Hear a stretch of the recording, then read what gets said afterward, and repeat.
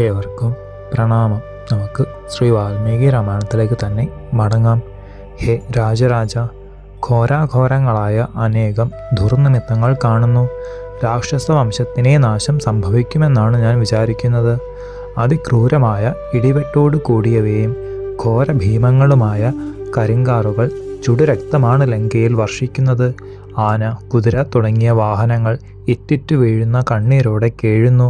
ധ്വജങ്ങളെ നോക്കൂ, മുഷിഞ്ഞും ശോഭമങ്ങിയും പണ്ടത്തെ പോലെ പ്രഭയില്ലാതെയും നിൽക്കുന്നത്. കുറുക്കന്മാർ കർണകഠോരമായി ഓരയിടുന്നു. കഴുകന്മാർ ലങ്കയിൽ എല്ലായിടത്തും കൂട്ടം കൂടി സന്തോഷനാദമാണ് എല്ലായ്പ്പോഴും പുറപ്പെടുവിക്കുന്നത്. ഭയങ്കരങ്ങളായ സ്വപ്നങ്ങൾ അടിക്കടി കാണുന്നുണ്ട്. വെണ്മയാർന്ന വലിയ പല്ലുകൾ ഇളിച്ചു കാണിച്ച് പിശാചുക്കൾ വീട്ടിലുള്ളവയെല്ലാം അപഹരിക്കുകയും എതിർത്ത് പറയുകയും ചെയ്യുകയാണ് സുഷുപ്തിയിൽ. ഭവനങ്ങളിൽ പരിശുദ്ധമായി വെച്ച ബലിക്കോപ്പുകളെ ശ്വാവുക്കൾ വന്ന് തിന്നുന്നു. ഉത്തമങ്ങളായ ഗോവുകൾ കഴുതക്കുട്ടികളെയാണ് പ്രസവിക്കുന്നത്. കീരിയും എലിയും തമ്മിൽ യോജിച്ച് നടക്കുന്നു. അതുപോലെ പൂച്ചയും പുലിയും പന്നികളും നായ്ക്കളും.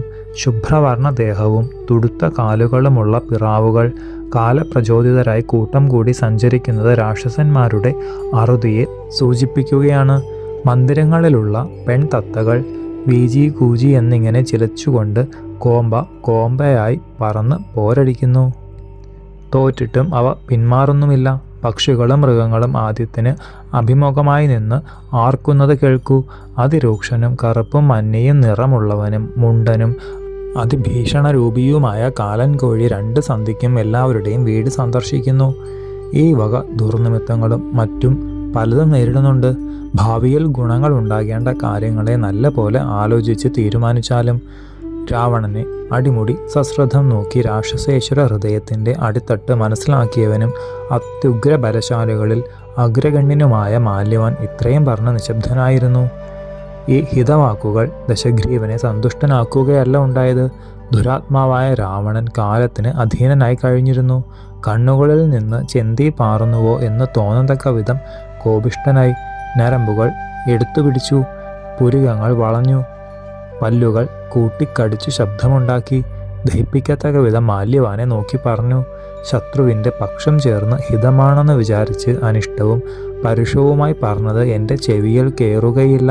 കഷ്ടം, നിങ്ങളുടെ ഭീരുത്വം എത്രമാത്രമാണെന്ന് മനസ്സിലായി. സാധുവായൊരു മനുഷ്യൻ രാമൻ ഒറ്റയ്ക്ക് ചില ശാഖാമൃഗങ്ങളെ ആശ്രയിച്ചു. അച്ഛനുപേക്ഷിച്ച് നാടുകടത്തി. കാട്ടിൽ വന്ന് താമസമായ അവൻ ശക്തനാണെന്ന് എങ്ങനെ വിചാരിക്കുവാൻ സാധിക്കും? സർവ്വരാക്ഷസന്മാരുടെയും അധീശനാണ് ഞാൻ. വാനരന്മാരെ കൂടി കിടുകിടെ വിറപ്പിക്കുന്നവൻ. എല്ലാവിധത്തിലും അതിവിക്രമിയായ എന്നെ കൊള്ളരുതാത്തവനാണെന്ന് വിചാരിക്കുവാൻ കാരണമെന്ത്? വീരനെ കാണുമ്പോൾ ഉണ്ടാകുന്ന അസൂയയോ ശത്രുവിൽ ഉള്ള ഭയമോ അല്ലെങ്കിൽ മറ്റാരുടെയെങ്കിലും പ്രേരണയോ എന്തുകൊണ്ടാണ് ഇത്തരത്തിലുള്ള പരുഷവാക്കുകൾ എന്നോട് പറഞ്ഞത്? നല്ല നിലയിലിരിക്കുന്ന ഒരു രാജാവിനോട് ഏതൊരാൾക്കാണ് ഇങ്ങനെ പറയുവാൻ തോന്നുക? ശത്രുവിൻ്റെ പ്രേരണയല്ലാതെ അങ്ങയെപ്പോലെയുള്ള പണ്ഡിതനും ശാസ്ത്രതത്വങ്ങളിലെല്ലാം അറിവുള്ളവനുമായ ഒരുവനെ ഇങ്ങനെ പറയുവാൻ സാധിക്കുമോ? ചെന്താമരപ്പൂവിൽ നിന്ന് വിട്ടുപോന്ന ലക്ഷ്മീദേവിയെപ്പോലെ കൊടുംകാട്ടിലിരിക്കുന്ന സീതയെ ഞാൻ കൊണ്ടുപോന്നു. അവളെ മടക്കി കൊടുക്കുവാൻ പറയുന്നതിന് കാരണം രാമനിലുള്ള ഭയമാണോ? കോടിക്കണക്കിലുള്ള മർക്കടത്താന്മാരാൽ ആവൃതനായ രാമനെ സുഗ്രീവ ലക്ഷ്മണന്മാരോടുകൂടി അല്പദിവസങ്ങൾക്കുള്ളിൽ ഞാൻ കാലനൂർക്കയക്കും. അങ്ങ് കണ്ടുകൊള്ളൂ. അമരന്മാർ കൂടി ദ്വന്ദ്വയുദ്ധത്തിൽ ഏതൊരാളെയാണോ ഭയപ്പെടുന്നത്, ആ രാവണൻ ആരിൽ നിന്നാണ് ഭയപ്പെടേണ്ടത്? 2 പിളർന്നിട്ടാൽ കൂടി ഈ ഞാൻ ഒരാളുടെ മുമ്പിലും താഴുന്നതല്ല. ഇത് എൻ്റെ സഹജ സ്വഭാവമാണ്, അഥവാ ദോഷമാണ്. ഈ സ്വഭാവം മാറ്റുവാൻ കഴിയുമോ? രാമൻ എതിർച്ചയാ കടലിനൊരു ചിറകെട്ടി. അതിൽ എന്താണിത്ര ആശ്ചര്യം? അത് അങ്ങയെ ഇത്രയും ഭയപ്പെടുത്തുവാൻ കാരണമെന്ത്? കപിബലസഹിതനായ രാമൻ സമുദ്രത്തെ കടന്നു വന്നതോ? ഞാനിതാ സത്യം ചെയ്യുന്നു, ജീവനോടുകൂടി രാമൻ ലങ്കയിൽ നിന്ന് മടങ്ങുകയില്ല. അഹങ്കാരം കൊണ്ട് ആത്മപ്രശംസ ചെയ്യുന്ന ദശഗ്രീവൻ്റെ ദ്വേഷത്തെ കണ്ട മാല്യവാൻ ലജ്ജയോടെ തലതാഴ്ത്തിയതല്ലാതെ യാതൊന്നും മറുപടി പറഞ്ഞില്ല. തമ്പുരാനായ അസുരേന്ദ്രനെ ജയാശസ്സുകൾ കൊണ്ട് യഥേഷ്ടം പുകഴ്ത്തി വിടവാങ്ങി മാല്യവാൻ സ്വഭവനത്തിലേക്ക് യാത്ര തിരിച്ചു. ലങ്കാരാജ്യരക്ഷയെക്കുറിച്ച് സജീവന്മാരോടുകൂടി രാവണൻ ആലോചിച്ചു. കിടയില്ലാത്ത മട്ടിൽ കാവലേർപ്പെടുത്തി.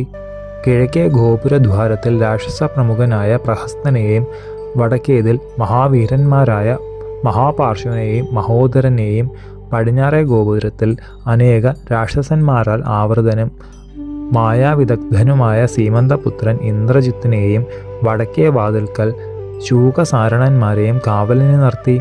ശൂകസാരണന്മാരൊന്നിച്ച് താനും കൂടി ഉത്തരദ്വാരത്തിൽ ഉണ്ടാകണമെന്ന് മന്ത്രിമാരോട് അരുളി ചെയ്തു. വലിയ വീര്യവും വിക്രമവും ഒത്തുചേർന്ന വിരൂപാക്ഷ രാക്ഷസേന്ദ്രനെ വൻ പടയോടൊത്ത് മധ്യത്തിൽ നിൽക്കുവാൻ നിർദ്ദേശിച്ചു. ഇങ്ങനെ ലങ്കാരാജ്യ സംരക്ഷണത്തിന് വേണ്ട തരത്തിൽ ഏർപ്പാട് ചെയ്ത് കൃതാർത്ഥനായി എന്ന് വിശ്വസിച്ച് കാലപ്രചോദിതനായ രാവണൻ മന്ത്രിമാരെ പിരിച്ചയച്ചു.